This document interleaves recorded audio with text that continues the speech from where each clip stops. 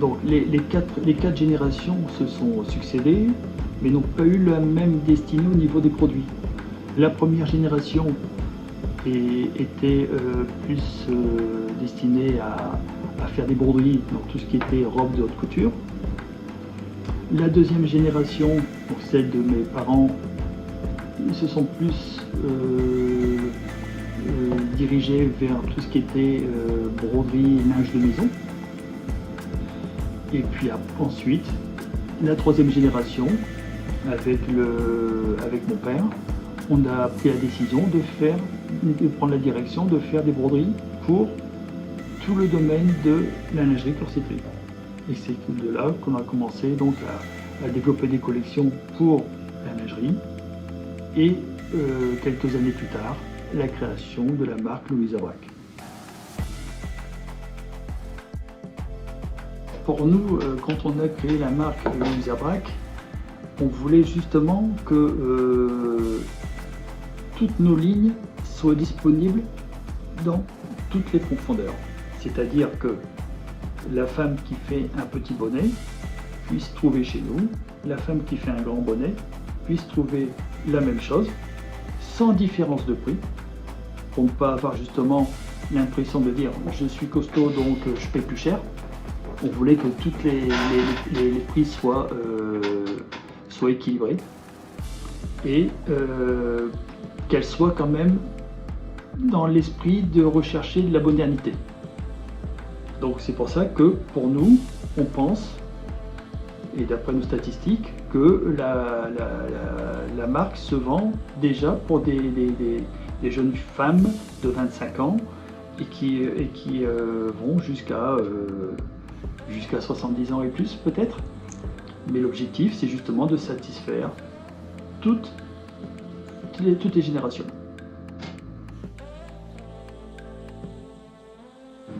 Une entreprise familiale, c'est sûr que c'est un investissement, mais c'est aussi très agréable de travailler en famille. Et d'ailleurs, mes enfants ont vécu les mêmes choses que moi, c'est-à-dire qu'ils ont passé tous leurs mercredis et toutes leurs vacances scolaires dans la société, à baigner dans la création, dans la production sur les métiers. Et là, vous pouvez d'ailleurs voir Victoria qui est en train de mettre des bobines sur le petit métier, échantillon, qui s'amuse. Et là, vous voyez mon fils Mathieu qui est en train d'aller chercher des cartons de bobines sur l'escabeau. Donc, c'est sûr que c'est compliqué pour eux de faire autre chose que de la broderie et la création de la marque. Bon, je suis très fier que l'entreprise familiale, maintenant, nous sommes arrivés à la 4e génération. Donc Jérôme, mon frère et moi-même, nous sommes donc la 3e génération. Et Mathieu et Victoria, la 4e. Et j'avoue que c'est une fierté que ça puisse continuer encore comme ça, j'espère, des décennies. Alors ça fait maintenant 18 ans que je me suis lancé dans l'aventure de Louisa Braque. Et je me suis rendu compte que la lingerie, c'est une phrase que j'ai inventée, mais qui correspond tout à fait, c'est l'horlogerie du textile. Tout se joue au millimètre. L'évolution entre chaque taille, c'est 3 mm. Nous avons 80 tailles au total. Et ce qui donne une complexité énorme qui n'existe pas dans le prêt-à-porter. Alors pour moi, la réussite d'une broderie se fait par une lecture instantanée de la consommatrice. C'est-à-dire que en passant devant la vitrine du magasin, elle doit être séduite par un visuel instantané qui lui donne l'envie de franchir la porte du magasin et ensuite d'aller essayer le produit. Donc tout démarre par le moodboard de Mathieu qui m'est proposé avec ses diverses inspirations qu'il trouve dans des domaines que je ne maîtrise même pas d'ailleurs, et avec les mélanges des couleurs. Alors tout ce moodboard, je suis obligé donc de l'intégrer, de le mémoriser et de trouver des pistes qui sont ensuite proposées à travers des esquisses. Et l'esquisse, donc au début je fais une esquisse beaucoup plus brouillon, je fais des pistes dans différents endroits et après je viens peaufiner pour arriver au résultat, par exemple pour l'Esperanza. De là, ensuite, quand l'esquisse est validée par Mathieu et par ma fille qui donne aussi son avis personnel, l'esquisse part sur le scan pour l'intégrer sur le logiciel informatique. Donc là, je refais les formes très proprement qui doivent correspondre au rapport d'aiguille. C'est-à-dire là, c'est du 12 quarts, c'est-à-dire du 8 cm 1. Le motif va se répéter l'un après l'autre, avec des hauteurs à respecter au niveau de la découpe pour qu'il n'y ait pas non plus des bordées qui se replient quand elles sont posées sur la poitrine. Donc il y a toute une marche à suivre technique. Et là, les coloris qui sont proposés ne sont pas des coloris qui seront utilisés, ce sont simplement des couleurs informatiques. Et ça permet de distinguer la répartition, le mélange des couleurs pour que toutes les couleurs soient sur la partie complète du soutien-gorge. Pour une esquisse, c'est assez facile à faire, mais c'est pas parce que l'esquisse est belle que la broderie sera belle. Donc il faut absolument passer beaucoup de temps pour essayer de trouver la bonne piste qui va être la meilleure pour la broderie. Donc il faut compter au minimum, me concernant, entre 10-15 jours de réflexion avec au minimum 6-7 essais répétés. On efface, on recommence, on efface, on recommence, jusqu'à temps qu'on arrive à un résultat optimal qui satisfait toute l'équipe. Alors, les matières utilisées dans la broderie, principalement pour tout ce qui est lingerie, ce sont des tulles polyamide, lycra, multibrins pour un toucher très très doux et très agréable, qui ne soit pas agressif au niveau de la peau. Les fils, ce sont des fils principalement en polyester, avec des effets mat ou brillants, ou avec une petite touche de lurex si on le désire.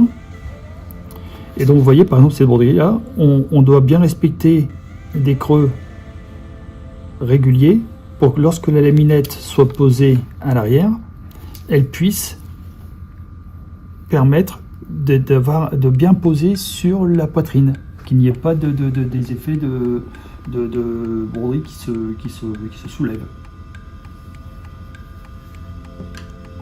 Et l'objectif du motif, c'est-à-dire que lorsqu'il est confectionné, qu'il y ait une très très bonne lecture au niveau du visuel, de la forme.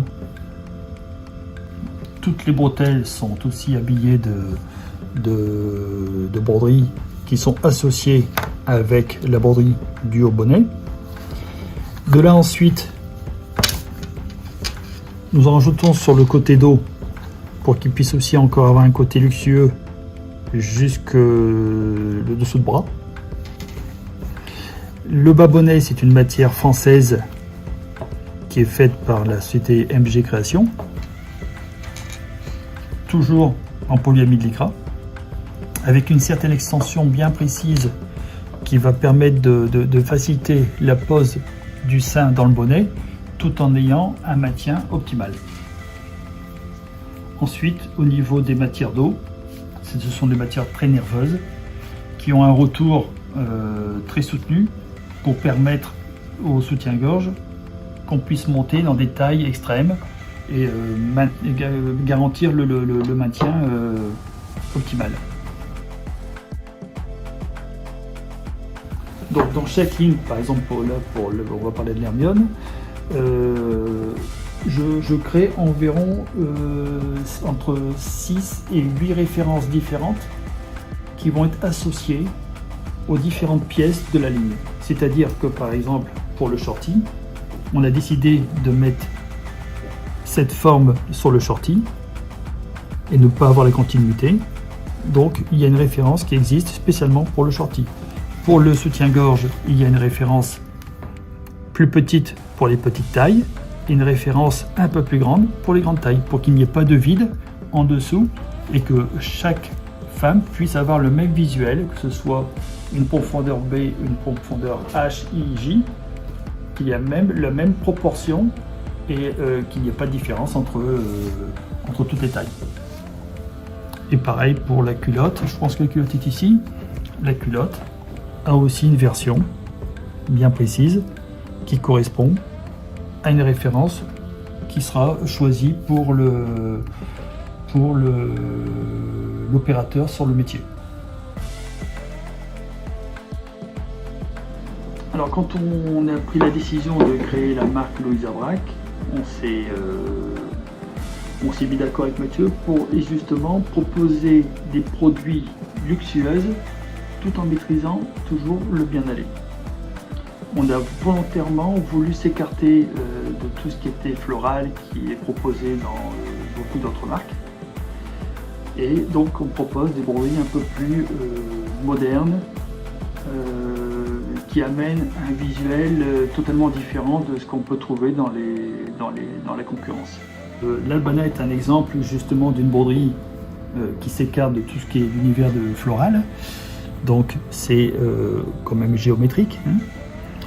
Toujours avec l'aspect qu'il n'y ait pas de blocage au niveau des allongements. Vous voyez, vous pouvez vous rendre compte que la broderie suit bien le mouvement de la main, c'est-à-dire de la poitrine après, qui viendra se placer dans le bonnet. Et donc c'est toute une technique pour arriver à respecter et qu'il n'y ait pas de blocage et qui permet d'avoir un bien-aller dans toutes les tailles qu'on va choisir. Là vous avez le résultat sur l'écran. Donc c'est un dessin qui est fait en 4 couleurs. Donc ce sont bien entendu des couleurs informatiques, hein, qui ne sont pas celles-là. Mais pour justement arriver à distinguer. Donc vous voyez par exemple ici, concernant l'Albana, il fallait arriver que ce qui est fait en rouge tombe au milieu de ce qui est fait en vert, pour ne pas venir rebroder sur la partie et que ça vienne compléter l'espace et que ça vienne se croiser comme vous pouvez le voir ici. Voilà, vous avez le résultat ici, vous voyez. Toujours pour garder un aspect plat et pas rajouter de l'épaisseur.